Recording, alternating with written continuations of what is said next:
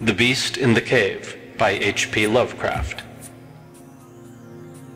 The horrible conclusion which had been gradually intruding itself upon my confused and reluctant mind was now an awful certainty. I was lost, completely, hopelessly lost in the vast and labyrinthine recess of the Mammoth Cave. Turn as I might, in no direction could my straining vision seize on any object capable of serving as a guidepost to set me on the outward path. That nevermore should I behold the blessed light of day, or scan the pleasant hills and dales of the beautiful world outside, my reason could no longer entertain the slightest unbelief. Hope had departed. Yet, indoctrinated as I was by a life of philosophical study, I derived no small measure of satisfaction from my unimpassioned demeanor, for although I had frequently read of the wild frenzies into which were thrown the victims of similar situations, I experienced none of these, but stood quiet as soon as I clearly realized the loss of my bearings. Nor did the thought that I had probably wandered beyond the utmost limits of an ordinary search cause me to abandon my composure even for a moment. If I must die, I reflected, then was this terrible yet majestic cavern as welcome a sepulchre as that which any churchyard might afford, a conception which carried with it more of tranquility than of despair. Starving would prove my ultimate fate, of this I was certain. Some I knew had gone mad under circumstances such as these, but I felt that this end would not be mine. My disaster was the result of no fault save my own, since unknown to the guide I had separated myself from the regular party of sightseers, and wandering for over an hour in forbidden avenues of the cave, had found myself unable to retrace the devious windings which I had pursued since forsaking my companions. Already my torch had begun to expire. Soon I would be enveloped by the total and almost palpable blackness of the bowels of the earth. As I stood in the waning, unsteady light, I idly wondered over the exact circumstances of my coming end. I remembered the accounts which I had heard of the colony of consumptives who, taking their residence in this gigantic grotto to find health from the apparently salubrious air of the underground world, with its steady, uniform temperature, pure air, and peaceful quiet, had found instead death in strange and ghastly form. I had seen the sad remains of their ill-made cottages as I passed them by with the party, and had wondered what unnatural influence a long sojourn in this immense and silent cavern would exert upon one as healthy and vigorous as I. Now I grimly told myself my opportunity for settling this point had arrived, provided that want of food should not bring me too speedy a departure from this life. As the last fitful rays of my torch faded into obscurity, I resolved to leave no stone unturned, no possible means of escape neglected. So summoning all the powers possessed by my lungs, I set up a series of loud shoutings, in the vain hope of attracting the attention of the guide by my clamor. Yet as I called, I believed in my heart that my cries were to no purpose, and that my voice, magnified and reflected by the numberless ramparts of the black maze about me, fell upon no ears save my own. All at once, however, my attention was fixed with a start as I fancied that I heard the sound of soft approaching steps on the rocky floor of the cavern. Was my deliverance about to be accomplished so soon? Had then all my horrible apprehensions been for naught? And was the guide, having marked my unwarranted absence from the party, following my course and seeking me out in this limestone labyrinth?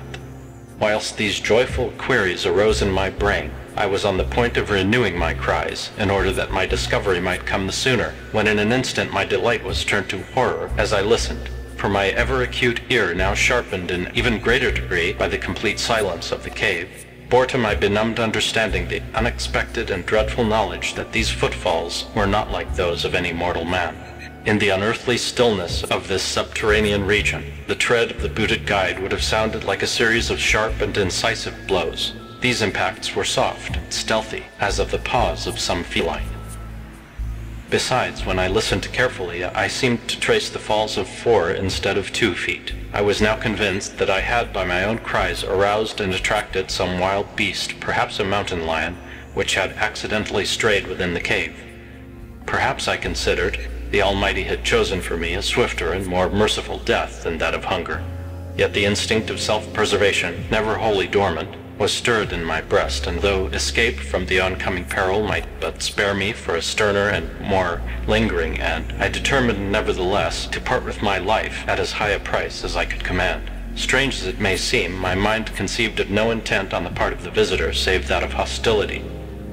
Accordingly, I became very quiet, in the hope that the unknown beast would, in the absence of a guiding sound, lose its direction as had I, and thus pass me by. But this hope was not destined for realization, for the strange footfalls steadily advanced, the animal evidently having obtained my scent, which in an atmosphere so absolutely free from all distracting influences as is that of the cave, could doubtless be followed at great distance. Seeing, therefore, that I must be armed for defense against an uncanny and unseen attack in the dark, I grouped about me the largest of the fragments of rock which were strewn upon all parts of the floor of the cavern in the vicinity, and grasping one in each hand for immediate use, awaited with resignation the inevitable result. Meanwhile, the hideous pattering of the paws drew near. Certainly the conduct of the creature was exceedingly strange. Most of the time, the tread seemed to be that of a quadruped, walking with a singular lack of unison betwixt hind and fore feet. Yet at brief and infrequent intervals I fancied that but 2 feet were engaged in the process of locomotion. I wondered what species of animal was to confront me. It must, I thought, be some unfortunate beast who had paid for its curiosity to investigate one of the entrances of the fearful grotto, with a lifelong confinement in its interminable recesses. It doubtless obtained as food the eyeless fish, bats and rats of the cave, as well as some of the ordinary fish that are wafted in at every freshet of Green River, which communicates in some occult manner with the waters of the cave.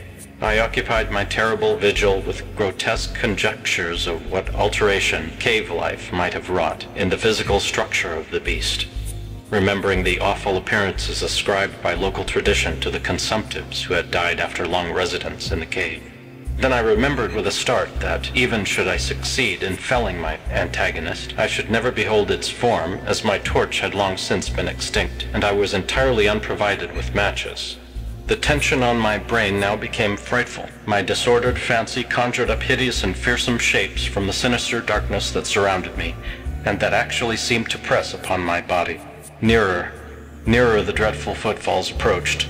It seemed that I must give vent to a piercing scream, yet had I been sufficiently irresolute to attempt such a thing, my voice could scarce have responded. I was petrified, rooted to the spot. I doubted if my right arm would allow me to hurl its missile at the oncoming thing when the crucial moment should arrive.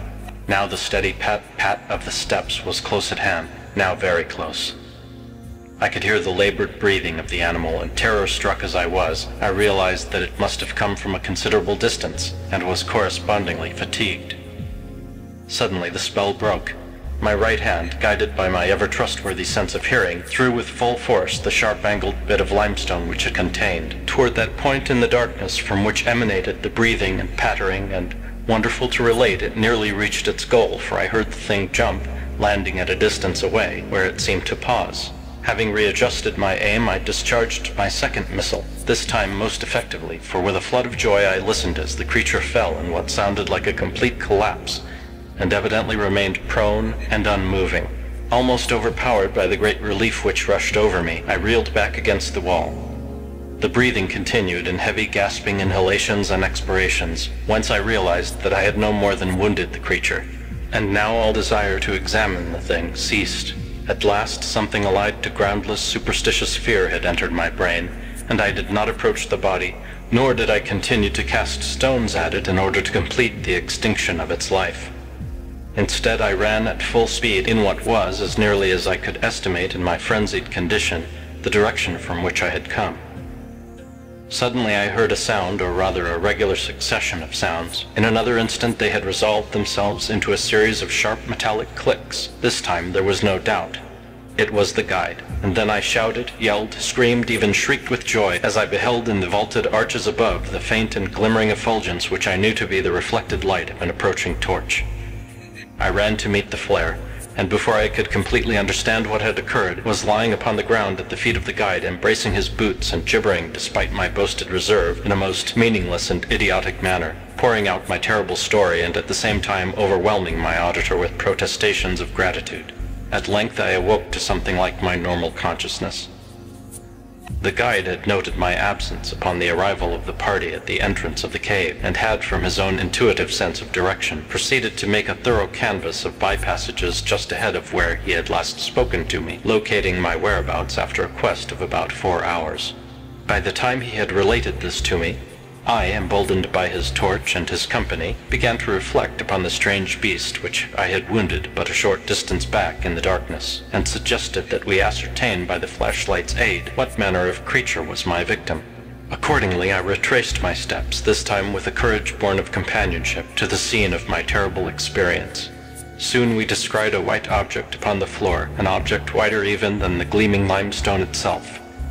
Cautiously advancing, we gave vent to a simultaneous ejaculation of wonderment, for of all the unnatural monsters either of us had in our lifetimes beheld, this was in surpassing degree the strangest. It appeared to be an anthropoid ape of large proportions, escaped perhaps from some itinerant menagerie. Its hair was snow-white, a thing due no doubt to the bleaching action of a long existence within the inky confines of the cave. But it was also surprisingly thin, being indeed largely absent save on the head, where it was of such length and abundance that it fell over the shoulders in considerable profusion. The face was turned away from us, as the creature lay almost directly upon it. The inclination of the limbs was very singular, explaining, however, the alternation in their use which I had before noted, whereby the beast used sometimes all 4, and on other occasions but 2, for its progress. From the tips of the fingers or toes, long rat-like claws extended. The hands or feet were not prehensile, a fact that I ascribed to that long residence in the cave, which, as I before mentioned, seemed evident from the all-pervading and almost unearthly whiteness, so characteristic of the whole anatomy. No tail seemed to be present. The respiration had now grown very feeble, and the guide had drawn his pistol with the evident intent of dispatching the creature, when a sudden sound emitted by the latter caused the weapon to fall unused. The sound was of a nature difficult to describe. It was not like the normal note of any known species of simian, and I wonder if this unnatural quality were not the result of a long-continued and complete silence, broken by the sensations produced by the advent of the light, a thing which the beast could not have seen since its first entrance into the cave.